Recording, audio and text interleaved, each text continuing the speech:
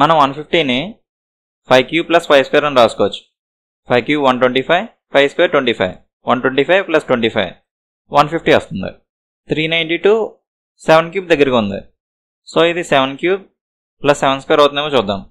7 cube 343, 7 square 49, add చేస్తే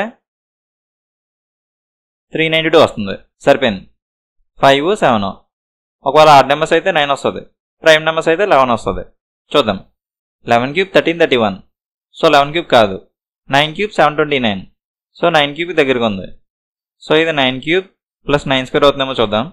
9 cube 729, 9 square 81, add చేస్తే 810 వస్తుంది. సరిపోయింది. 5 7 9 ఆడ్ నెంబర్స్ కాబట్టి సో ఇక్కడ 11 క్యూబ్ ప్లస్ 11 స్క్వేర్ అవుతుందేమో చూద్దాం. 11 క్యూబ్ 1331, 11 స్క్వేర్ 121, యాడ్ చేస్తే 1452 వస్తుంది. సరిపోయింది. Next odd number 13. సో ఇక్కడ 13 క్యూబ్ ప్లస్ 13 స్క్వేర్ అవుతుంది. 13 క్యూబ్ 2197, 13 స్క్వేర్ 169, యాడ్ చేస్తే 2366 వస్తుంది. సో ఇక్కడ 2366 వస్తుంది. ఇక్కడ మనం అబ్జర్వ్ చేస్తే ఇవి n cube plus n square ఫార్మాట్లో ఉన్నాయి.